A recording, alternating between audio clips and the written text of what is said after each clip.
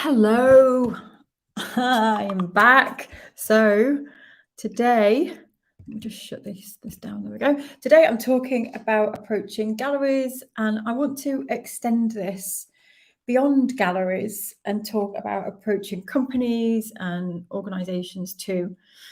So, how are you all feeling? We've got today left, and then tomorrow is the last day of the event. It's flown for me, it's gone really fast. So it's been an absolute pleasure. It's not over yet. We'll do all of our end celebration one wins tomorrow. I'd like you to start thinking, because we've consumed a lot during the 2 weeks. So tomorrow, I want you to all start thinking back on the whole event and what has been the one biggest thing that you're taking away from the event. So that's what we'll be doing tomorrow, but plant the seed now and start to think, what is the one thing that you take away from this session? Because I know we've covered a lot, and I do cram a lot in, and that was a question that I had actually, was there's a lot in here. Is the course like this? And no, it isn't. We've broken the course down into manageable steps, but the 2 weeks event is full on. It's 2 weeks that I carve out once a year to deliver as much as I can during the time frame. So right, let's get stuck in. So hello everybody. Hello, it's lovely to see you all here. Nicola says, I want to say a big thank you for these workshops. They have been a real insight and have taken away fog of selling your artwork. That's amazing, Nicola. I'm so happy. And there we go. Now, the post-it notes you'll see, there's a lot of people in the UK swimming now towards Greenland. Because there are so many people signing up. It's amazing. I'm really excited to work with you all over the next 8 weeks. I really am.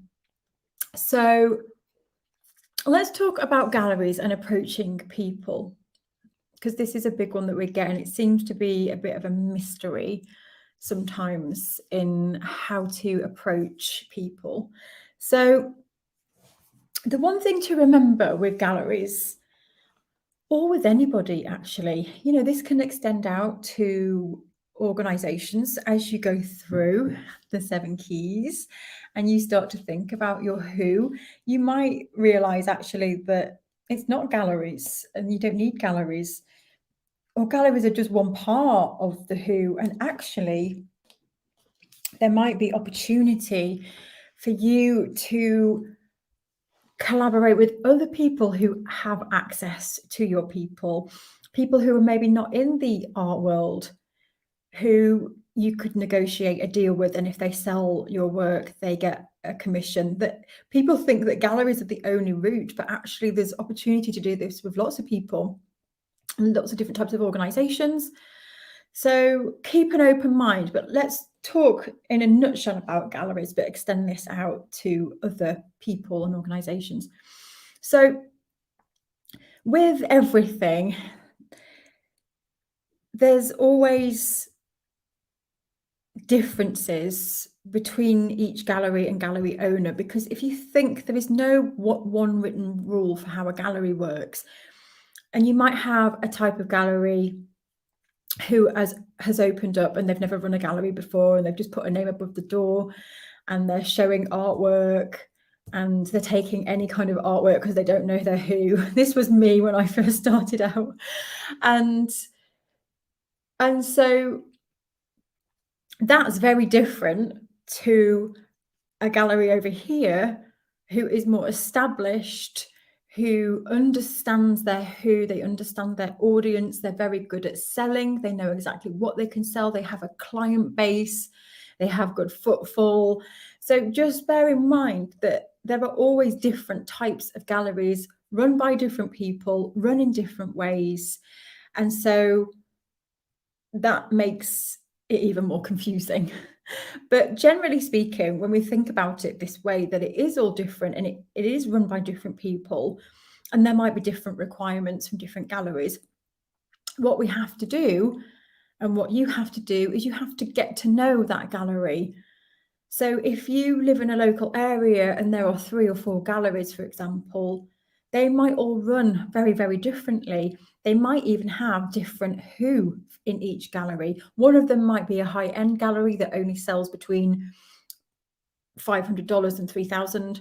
One might be an entry level gallery where they're selling prints and $100 artworks.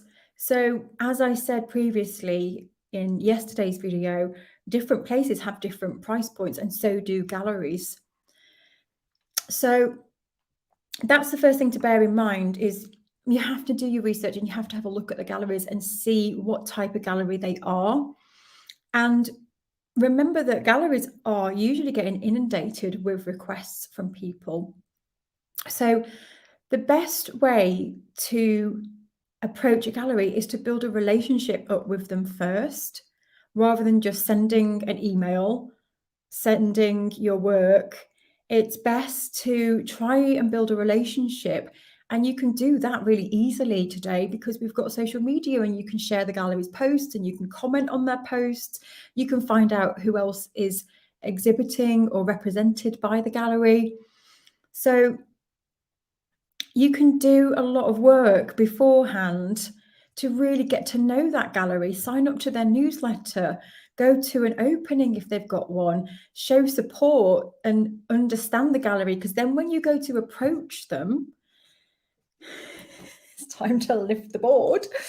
When you go to approach them, you're going to start to learn more about their why and their what. You're going to start to read their website and understand why they exist, and get to understand what kind of works they like, how are they talking about their artists, and live in their world, power hour with them. And then when you go to approach them, you can use this then, and you can say in your messaging, and by the way, those who are taking the 7 Keys course, I've got templates and more guidance on this when we get to the how.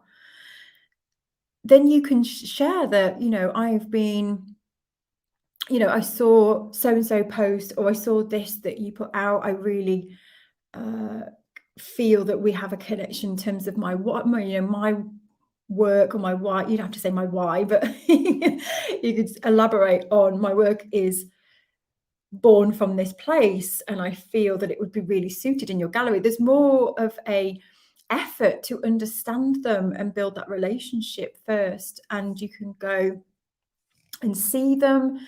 You can also check on their website to see if they've got submission details. Some galleries like people to call in and show their work. Some people don't like that, and they like people to email. So you've got to get a sense for the gallery, and you can even ask other artists who are being represented there and try and build a relationship with them as well. So when you are approaching a gallery, they will want to know your why and your what. So when you have an opportunity to go in, so on first view, you might share a few pieces of your work. They'll want to know the why behind it, and what they're looking for in a more established gallery is they're looking for consistency in your work. They're looking for the thread that I spoke about, the album. That's what they want to see, because what happens with a gallery, an established gallery, this is different. If someone else has just set a gallery up and they're just taking any kind of work because they're still figuring out the who, this is different. But an established gallery that have a client base are usually looking for that consistency in your work. And that's because, say they represent you and they give you the wall space or the floor space if you're selling 3-dimensional, and the work has been there for 3 weeks and they've sold 80% of the artwork already. They just have your who. They want that new work replenished because they have dedicated this space to you. So they need to know that you're an artist who has a really defined voice that isn't just going to go off on a tangent and create say they've taken you on because you're a rock artist, you're going to create a Disney classic album next because they won't have the customer to sell to. So does that make sense when we were talking about in the video 4? This is a lot of the time why a gallery wants you to have a consistent collection of work, because when they sell it, you need to replenish it, and they need to be certain that you are going to provide work that is of the same caliber, the same voice, so that they can keep selling that to their customer base. And that's why some galleries sometimes will be cautious if you suddenly change direction, and that's because they haven't got the customer usually. So it's not about them not liking the work necessarily, it's about them selling it. So if you see a gallery and you think that it's a good fit, maybe you like the feel of the gallery, it's best to do your homework. So have a look at them. I really recommend doing that, signing up to their newsletter, getting to know them, having a look at how they're talking about the work before you go and approach them.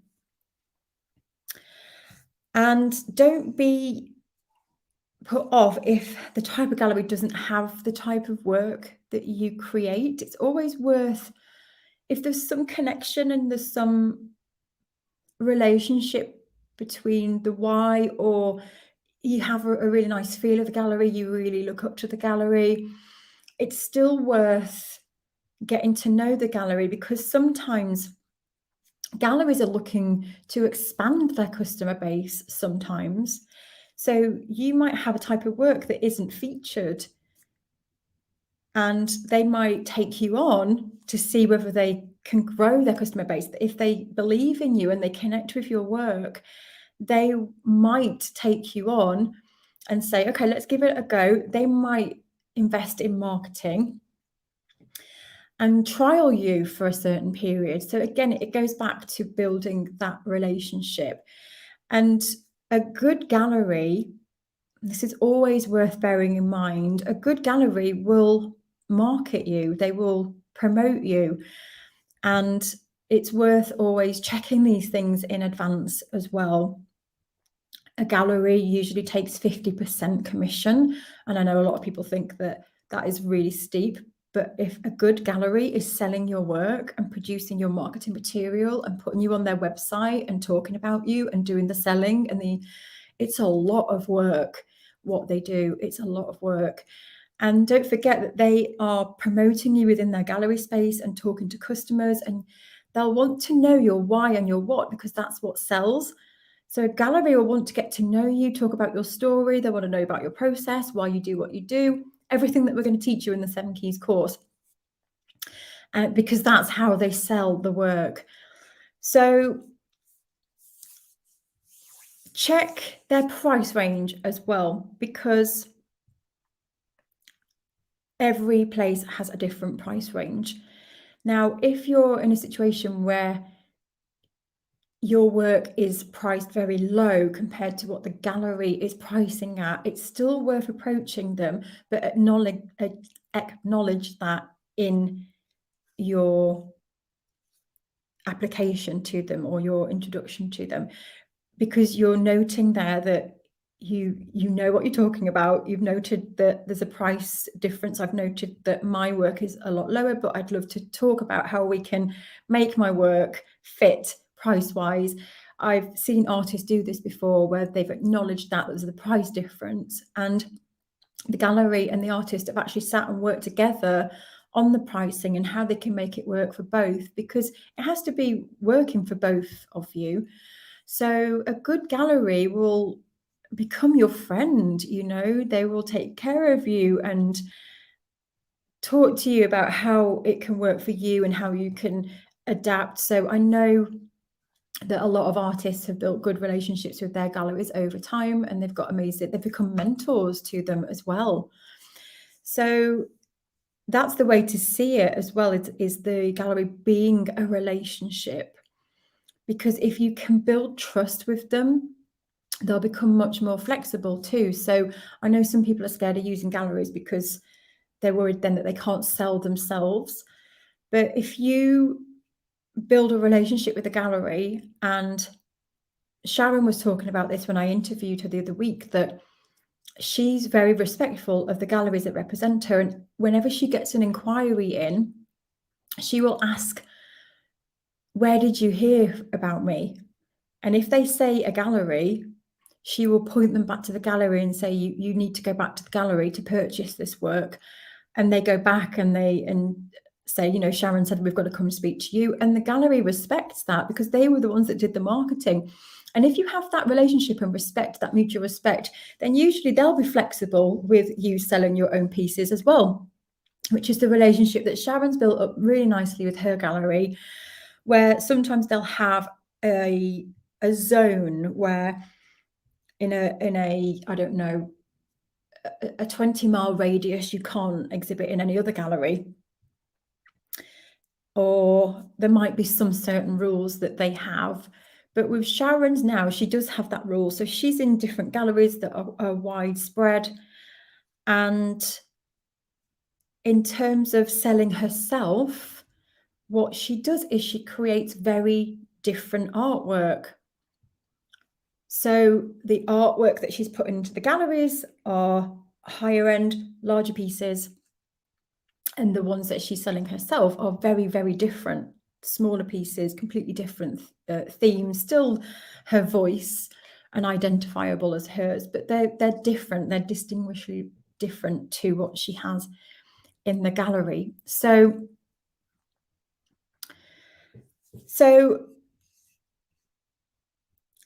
some pointers before you approach the gallery. We're just talking about galleries, we'll talk about other people in a moment. So having a strong collection of work is really important, having that thread. So those who are taking the course, that's what we're going to be working on with you. When we get to the what especially, we're going to look at your work and see how it all ties together. And having that why and that story behind, you don't necessarily have to have your bio and your statement and everything nailed down, because a good gallery will help you with that in some cases. But it's good to go in with your story, your background, and being able to articulate that so that they have the connection, because you want to make them have the emotional connection as well, because they're the ones that are going to be selling your work. So they need to believe in it and feel it as well. And you need to have really good images of your artwork. This is, you know, when you're putting your work to a gallery, you want to make sure that it looks amazing. So it's really worth investing in learning how to take really good quality pictures of your artwork, or pay a professional to take pictures of your artwork. And you'll want to think about having a portfolio together as well that you can present. And there's different ways to do this nowadays. You can still have the paper copy portfolio.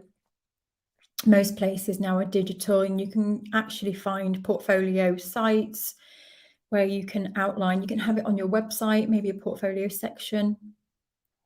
And you'll want to create basically just an overview of the main theme of work. It's quite dangerous to put to a gallery different ideas, like I could create this work, I could create that work, I could create this work. That would probably alarm a gallery.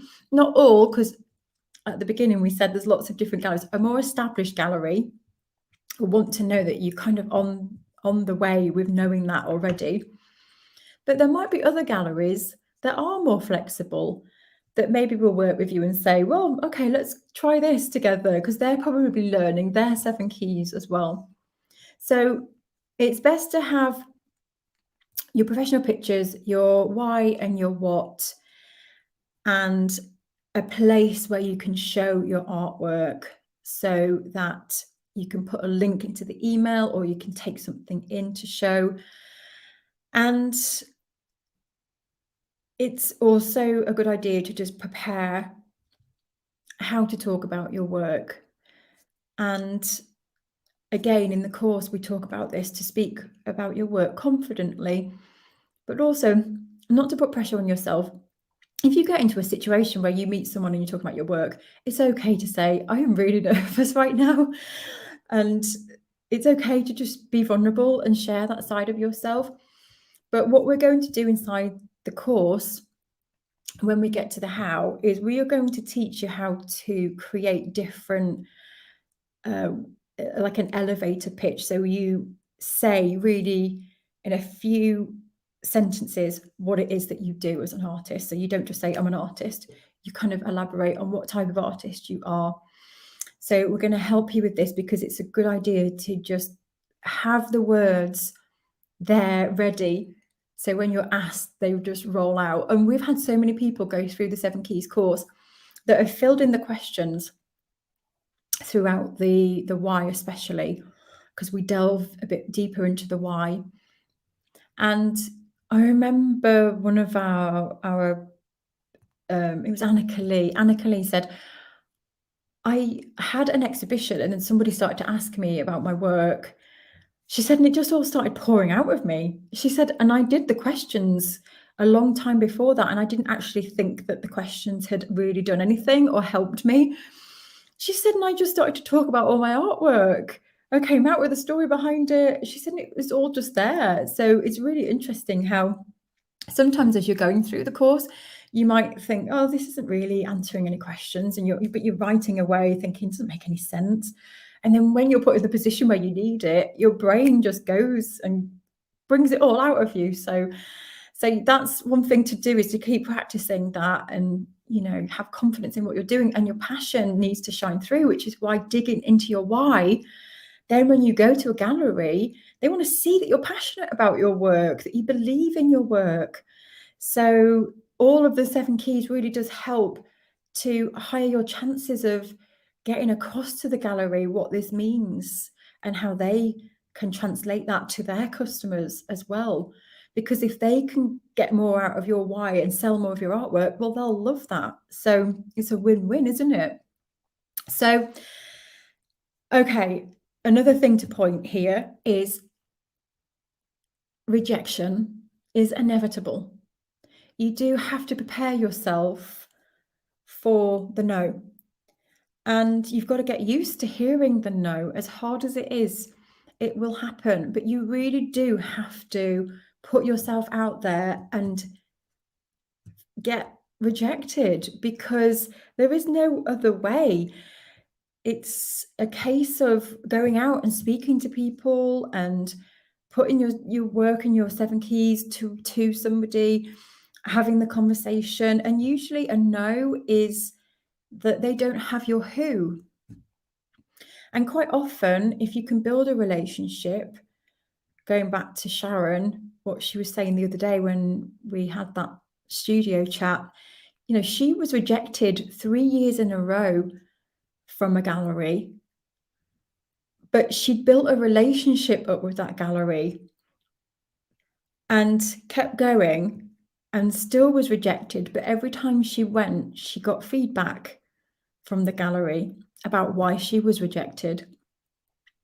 And in her situation, this one particular gallery just wanted her to tighten up her what and gave her some feedback on the what. And it wasn't taken away from her why. And she went back to the pottery and she developed her work, given the feedback that she'd been given from the gallery. And it was I think it was the 4th year she was finally accepted. So sometimes it's determination, and one rejection might just mean not now. And I see people apply and then they get deflated and then they give up or they move on to something else. But it just shows, if you set your sights on something and you want it, then keep working towards it and build that relationship and go back. So that's galleries in a nutshell. And what I'd like to just remind you now is to just think out of the box. When we go through the 7 Keys, we are going to expand beyond galleries as well. And we are going to really, really think about all the opportunities in terms of our who, because there is so much opportunity to approach other types of people. Galleries are attractive because they have usually a customer base that want to buy artwork. They are coming through the door because they want artwork, and that's why galleries can be really powerful. But there are so many other ways to collaborate with people. And I teach this in the course. There are 3 ways to reach your buyers. And that's, one is to power hour like crazy and network and organically put yourself into places and talk to people. Number 2 is to pay to get in front of your people. You pay for marketing, you pay to be in a magazine, you pay for adverts. And number 3 is you find people who have access to your people, influencers, people who maybe write blogs or magazines or companies that have access to your people. When you start to work through the 7 keys, there's usually big opportunities that you are completely missing, such as, I can't remember who it was now in our community, but she was working through the 7 keys and realized that vintage clothes shops were a potential who. And so, and I can't remember how she made the link. I think it's the hair. She was making these drawings or paintings of females with big hair, and they were kind of like disco, and she was doing the power hours and made this link, and then she started to approach vintage shops. And since then, she's now approached so many vintage shops that she's becoming known in the vintage shop world, and people are starting to find her, and it's become this amazing collaboration through getting her work into these places and becoming really visible and making sales from them. So it's quite exciting because galleries are just one avenue. There are so many ways to collaborate with other people through the why and the what, who can push your work, elevate it to people. And that's why I would like you all, when you're taking the course, to just keep an open mind. And it's okay if you've got your sights set on a gallery. If that's where you're heading, that's brilliant, because you can use that and find galleries and network with them. But it isn't the only way, and it's quite exciting. So let me go to the chat now and answer any questions that you have. Hello, everybody. Thank you for the update, Colin. Better get some washing out.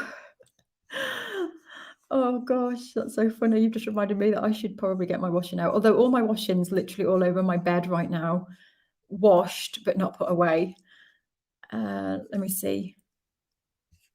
I know. Yeah, good luck to all these people behind. Let me see. Okay. Oh goodness me, it's late where you are.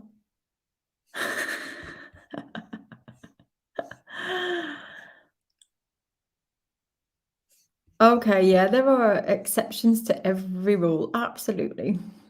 Oh, so I had 2 rejects this week, so needed this talk. So if you've had the rejections, it'd be interesting to just get some feedback from them.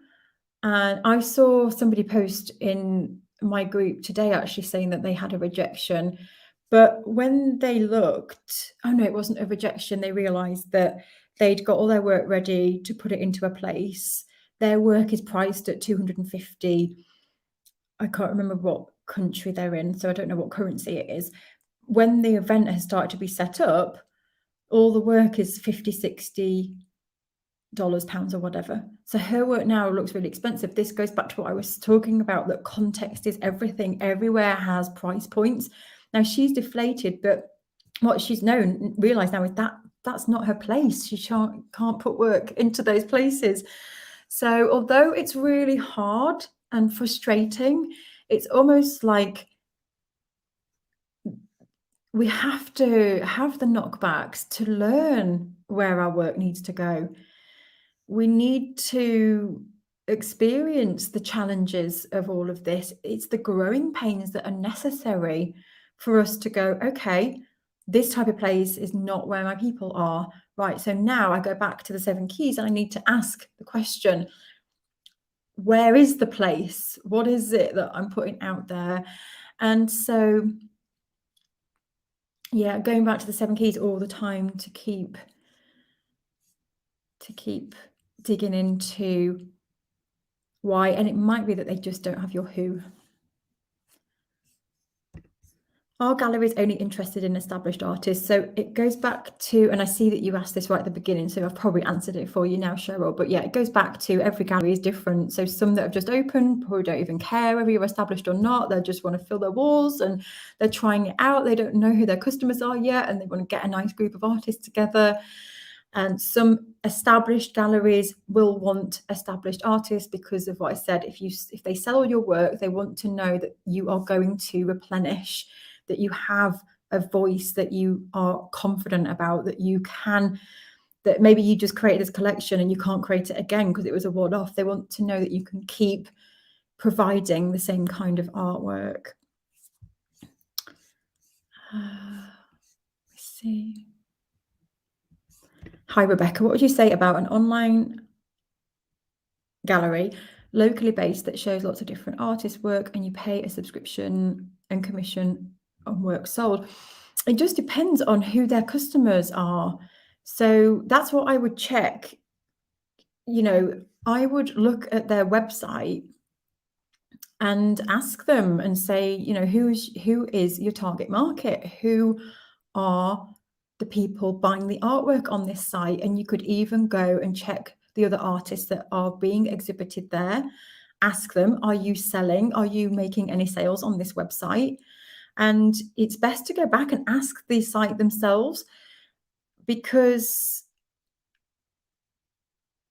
if they have your who, then it's definitely worth paying the subscription and the commission. If they can move your artwork and sell it, then absolutely it's worth it, because we all know how hard it is to build up the relationship with people and go through the transaction and do, so they're doing a lot of work to market as well. So that's the way to see it sometimes, is like a marketing budget.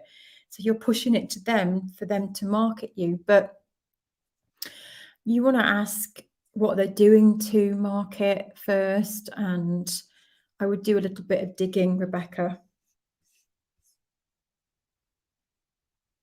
Yeah, look, Nish says here, I got rejected a few times, but that was only because they didn't sell pencil work, only wanted acrylic or oil. Yeah, so they don't have customers who want to buy pencil work.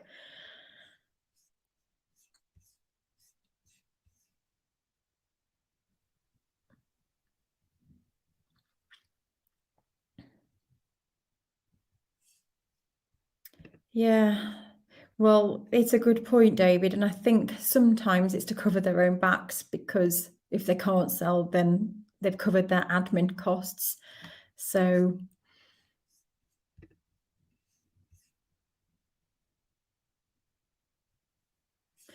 I've had 5 galleries started following me on Instagram this week, but they're looking for more established artists that have exhibited and sold work. So again, it just depends on each gallery. And usually if it is an established gallery, they will want that consistency. They want to see what I've been sharing through the 7 keys.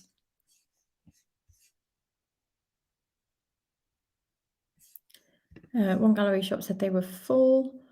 Well, I don't know. I mean, it could have been, but actually, I mean, there are galleries that just can't take on any more people because they just literally don't have the space. Or usually a gallery will only represent so many people at a time because they don't physically have the capacity. So it's a valid reason, Sue. So I guess you'll just never know. It's one of those things, isn't it, that you just won't ever know.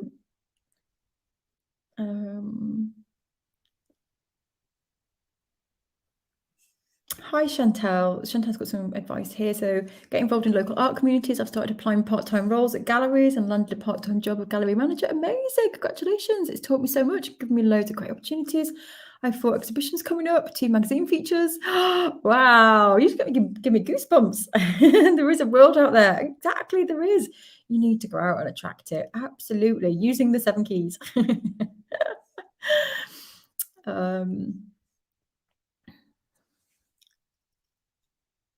Yeah, Claire says here that she works in a gallery craft shop. We have a price bracket. Yeah, everywhere has a price bracket. Everywhere, even if they don't realize it, there will be a price bracket.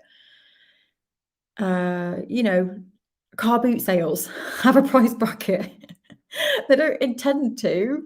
Well, yeah, they do intend to. They want to be cheap, and people are going there because they want cheap. You know, I've been doing a car boot sale, not to sell artwork, but you know, you can't. I realised quickly what the price bracket was at the car boot sale, and no one was going to pay over £1. I was still stood there at the end of all my stuff. This is a real funny story. This was with he's my ex-husband now, but best friend. Years ago, we did a car boot sale when I was just about to move in with him because I had so much stuff. And I was like, will you do the car boot with me?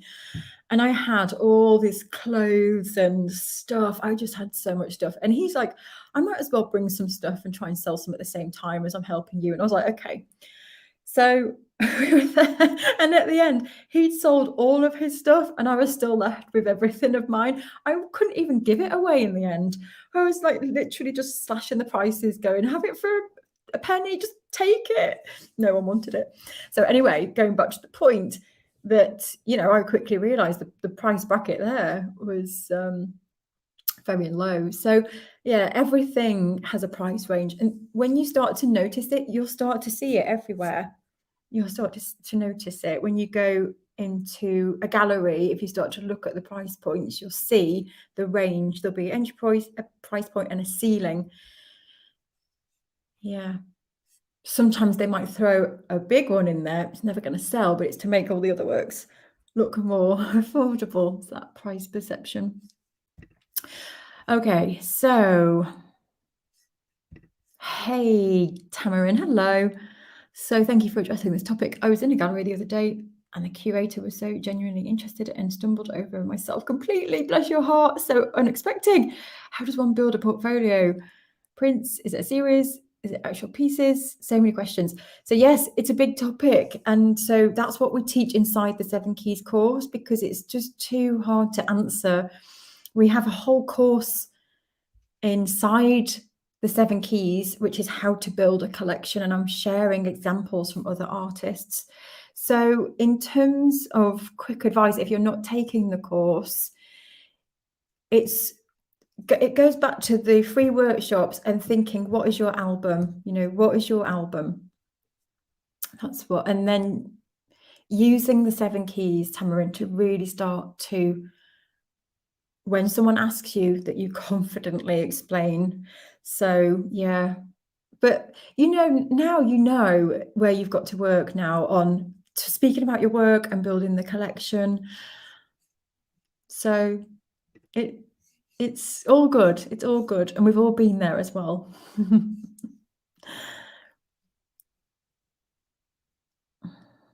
Oh, that's brilliant, Joe. I'm so happy for you.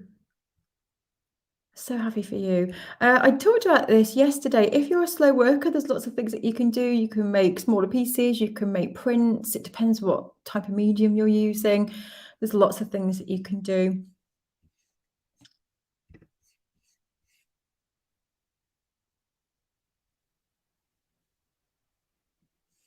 Ah, brilliant, Nish. Oh, I'm sending you all the vibes. I'm sending you all the vibes.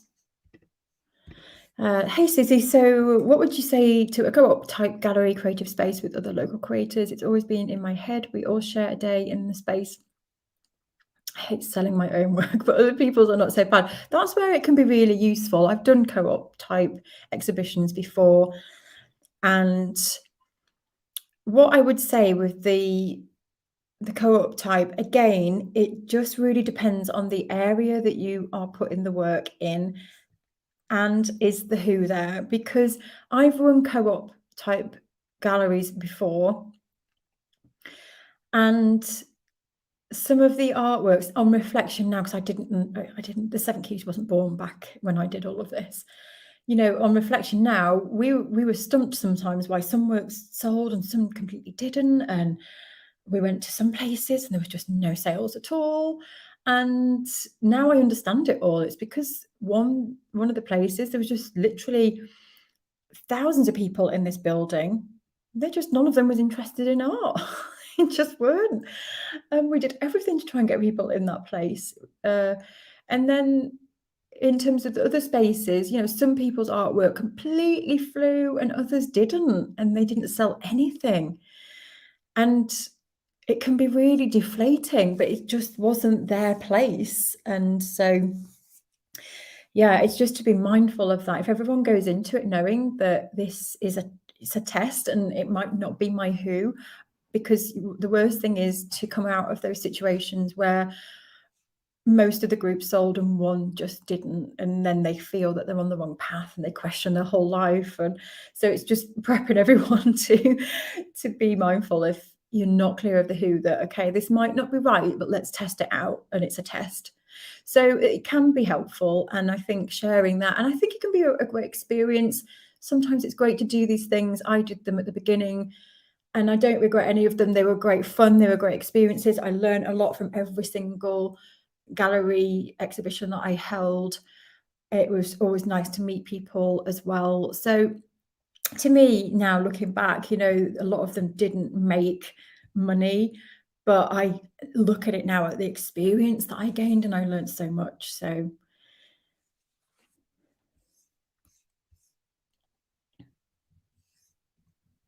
Cheryl, yeah. So you didn't get the response to the email yet. Do a bit more research.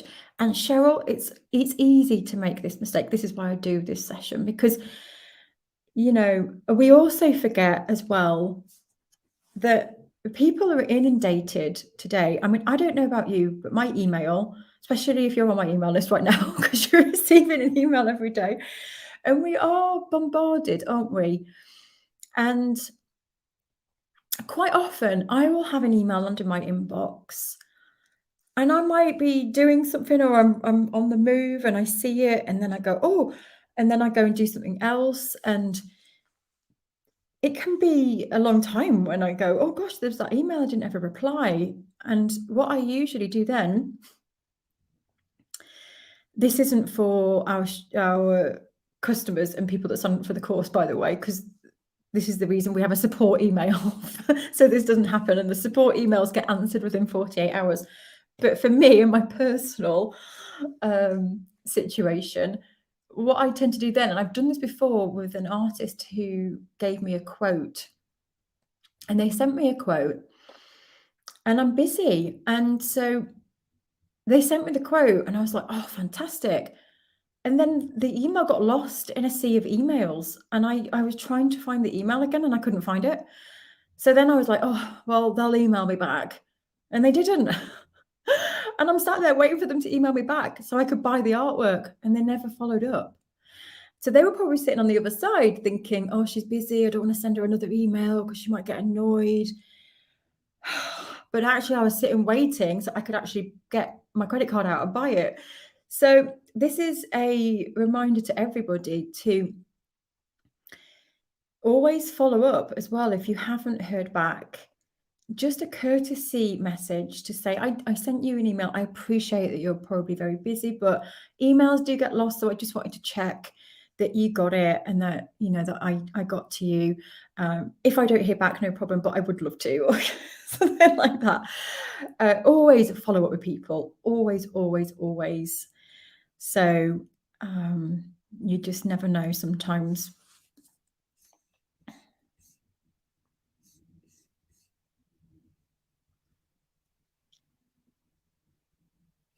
How long does it take if they want your work? Well, it depends again on the gallery and how you work with the gallery. Some people could take your work instantly, like literally the same day. If they have the space, they might reshuffle things around. Because don't forget as well, if you approach a gallery right now, they might just have full capacity. There might literally just be no wall space. So the no is, it could be either I don't have your customer, or like what was said earlier, I just don't have the space, and they just say no. So It depends. If they've got the space, they might take your work instantly. And if you've got work ready, that's gallery ready, they might take the work there and then, or they might schedule you in. Some galleries work to a schedule where they feature artists for a certain period of time and then they swap them out, and then you might have an event with 4 other artists. So that might be in a few months' time. Some galleries require you to have 30 pieces of work before they'll show you. Some require different numbers of artwork. Some want to see those. They're not going to show all those pieces, but they want to see them all. And again, the reason they're doing that is because they want to see your album. They want to see your thread, because they are putting a lot into showing and representing an artist. It's a gamble to take on a new artist. So they want to be sure that the wall space, because if they take someone on and they can't sell any of it, then they've got all their costs as well, and the marketing and everything like that. So they want to be certain. It's a big risk for them. And a good gallery will pay for you to have a brochure sometimes, and pay for you to be on their website, and maybe they'll pay for some flyers as well that are dotted around the exhibition. These are the things to ask a gallery. Ask a gallery what it's fine to ask them, who is your target market? Don't be afraid to ask that. Who is your customer? And I think a gallery would be really impressed that you asked that question. Who is your, how much footfall do you have coming through the door? The footfall is the amount of people coming in. What kind of artwork sells well for you? You can ask all these questions before you commit to being in a gallery, because don't forget, you can say no as well. You can go to a gallery and have a conversation. And if you ask these types of questions and you realize that they don't actually get anybody in through the door, well, you might just come away and think, it's not really worth it. Thank you. So I'm going off on a tangent now, Tracy, but yes, so these are good questions to ask in the beginning, especially if a vanity gallery, for example. A vanity gallery is where you pay for the space. So they don't take commission. You hire the wall space or the floor space to put your work in their gallery. And usually with the vanity gallery, they're more flexible on the type of work because, well, they're renting space at the end of the day. So you're the one taking the risk on whether they've got your who. So vanity galleries, you've got to be careful and make sure that you ask the right questions. Who's coming through the door? Who's selling? What are you doing to sell my work? And what type of people do you have? What's your sales records? It's okay to ask things like that. If you're paying to rent the space, you want to know, how much did you turn over last month? How many people actually sold? And you can also get in touch with other artists. You could ask them who exhibited last month, and you can reach out to those artists. Don't be afraid to do that and say, I saw that you exhibited with this gallery. How did it work out for you? I'm thinking about exhibiting with them. Just wondered if you had any feedback. And again, you might not get responses from these people. You've got to learn to deal with the rejections. Got to say that again. Let me see. Oh yeah, and having a website is a very, very good idea before you go to a gallery, because a gallery will like to know that you're taking this professionally as well. Is there not a way to avoid galleries altogether? Absolutely, yeah. Galleries are, I mean, I don't know the percentage in our community, but not many people use galleries.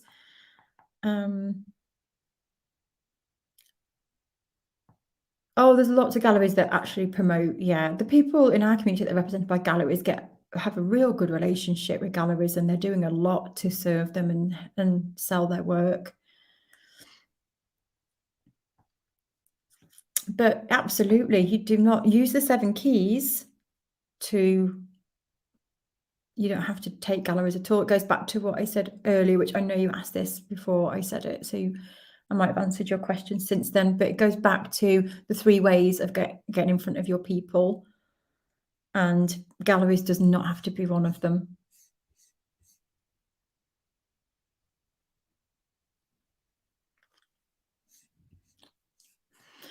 I don't know that answer actually. Um, I don't know as a whole in the UK, but I know just speaking with Sharon, I mean, the gallery sales that they've had, obviously in lockdown, it was all from online, but the same gallery, but they just moved everything online. But Sharon's just had an in-person exhibition recently and sold, I think she sold 90% of her artwork. So, but that's just one example, of course. I don't know across the whole of the UK what's going on with galleries. But yeah, with that question, I would find an area, Wendy, in the UK and explore that. You could ask, reach out to people and say, are you finding that you're selling more online or in person at the moment? And go and look for your area and ask around other artists and the galleries themselves on their social media posts.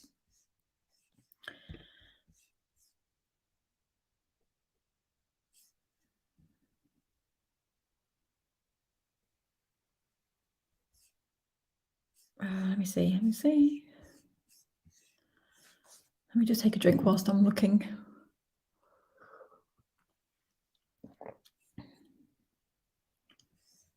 Let me see if there's any more.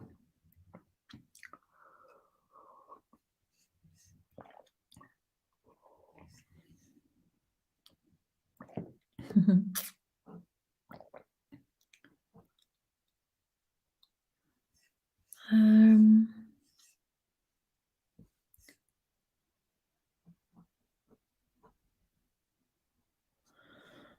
Let me see. Sue's asking, how do you find out what else their success are like, i.e. picture, not just decorating the walls? I don't understand that question, Sue. Sorry. Ask me again. I'm not sure what you mean. I don't know.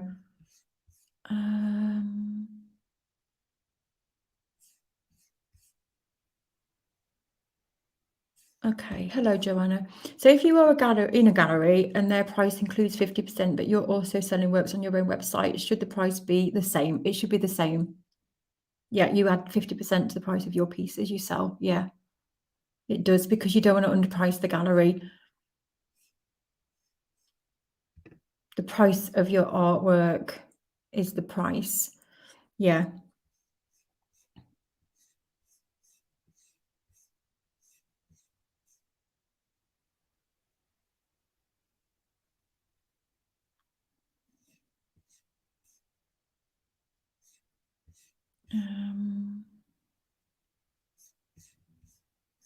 Just seeing if there's any more questions before I go. Oh, you're welcome.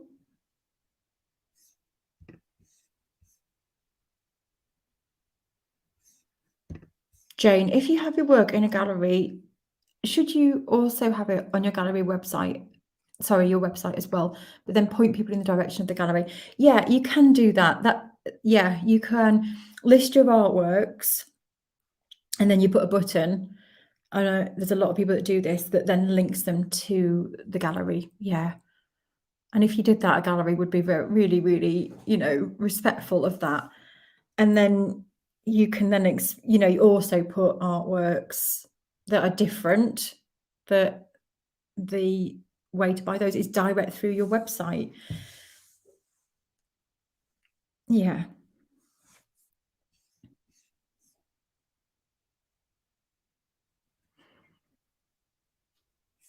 That's a good question, Natty. I would be inclined to say just the artwork. Just the artwork. You might want to have one in there that shows what it looks like in the context.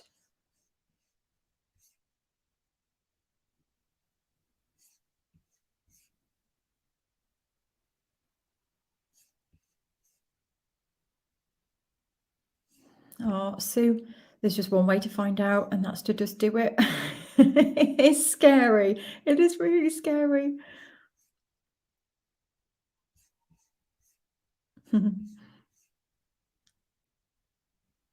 Oh, that's so lovely. Thank you so much for sharing that.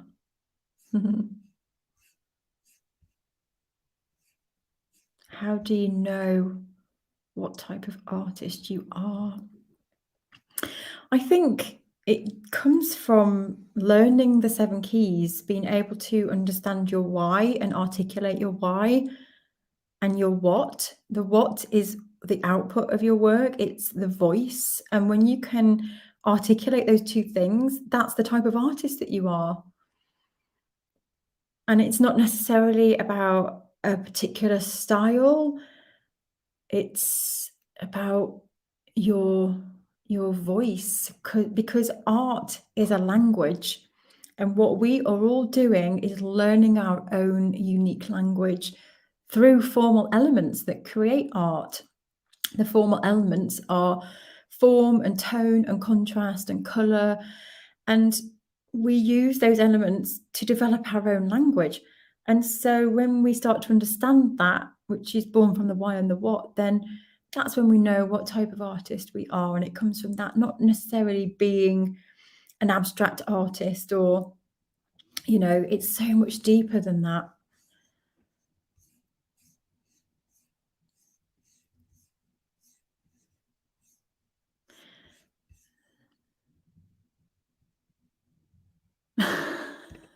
Sam. Okay, how deep does the Seven Keys course delve into the why? You will need a full deep sea diving gear for mine. It's so far buried, asking myself all the right questions, but nothing except maybe I don't want to do what I'm doing anymore. So in the Seven Keys course, you can go as shallow or deep as you like. I have set levels of depth. So there are the first three actions are easing you into the why. And then there is a whole workbook full of more about you, more about your artwork as a whole, more about your individual pieces that you can delve into. You don't have to do all those during the course, but they help you start to really pull things out that you've maybe forgotten, but you don't have to go there. The aim of the course is at the end of the why, we will pull out your why based on where you are right now. And we'll do more exercises to help you start to connect with the artwork that you're making, digging into that passion that's underlying. So hopefully that makes sense. So everybody is given one small action to do each week, which is the minimum to get you through the course. And there are more actions to do if you've got the time or if you want to return in the future. So the why it's massive. It's massive and ever evolving, and all the keys can be in a certain way. And I think we don't have to delve straight in the deep end. If we can pull out the first layer of the onion and the next layer of the onion, and then you just keep going deeper and deeper each time rather than delve straight in. Does that make sense?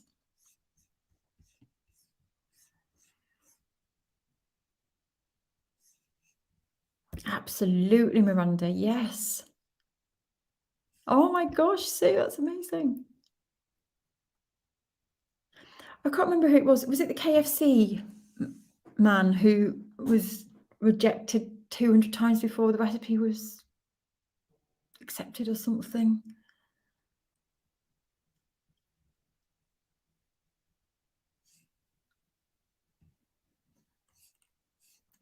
Let me see if there's any more questions and then I will wrap up. We've come to the end already. Okay, I think I've gone through everything. If I've missed anything, I will come back. So hopefully that helped. And so as you can see, the seven keys, the seven keys really do help with the confidence, knowing the direction of your work, with knowing how to create that consistency. But just if you've taken anything from this, it's don't wait till you're ready. Don't wait till you feel that you've got to have all the boxes ticked before you start. That's why we go through the seven keys course. Don't go off and create the collection and then start coming back to the Seven Keys. It works alongside, because quite often if you're starting to create and you've got this thread and you start to look at your who and you think that a gallery might be a good fit, you can contact the gallery now and say, hey, I really love your gallery. I'm not quite at the stage yet. I'm working on a collection of work. I've just been doing this amazing course where I'm learning really about my wine. This is the direction I'm going. I was thinking, like in a year or so, I could maybe be featured in your gallery. I'd love to call in and have a little chat about my work. This is how it all amounts. And someone might go, yeah, come in, let's chat. And they give you the direction and you build the collection alongside their help. So the Seven Keys feeds into this whole process. I say this because I've seen people go off and spend a year or more working on a collection, and they come back to the Seven Keys and they go, oh no, this wasn't the right work, or oh no, I just don't feel connected, and I should have done this and I should have done that. And so use them alongside this process and don't go off waiting to be ready. It's okay to start approaching people now with knowing what stage you are, confident. And this is where we're going to create the success path, the success plan. So you can confidently say to someone, this is the stage I'm at. This is where I'm heading. This is my plan as an artist. It's really exciting. I really connect with you and would like to stay in touch as I'm developing this exciting collection of work. This is how it all starts to work. And you carve out your art world alongside. And then people will inform everything that you're doing and give you an idea and say, you need to go and speak to this person. And they might teach you about a new technique that transforms your art. I could go on and on and on here. So, okay. So thank you so much for joining me. I'm going to be back at 3 p.m. today, and I'll be doing a Q&A session. There's lots more questions that are coming about the Seven Keys course. So I'm going to do another Q&A session just to answer those questions, to help people understand if the course is for them or not and how it all works. And then at 6 p.m, I'm joined with more guests. I love these sessions. We'll grab a cup of tea and we'll chat with other people who have taken the Seven Keys course and how it's helped them, so you can get some insight into it being in practice.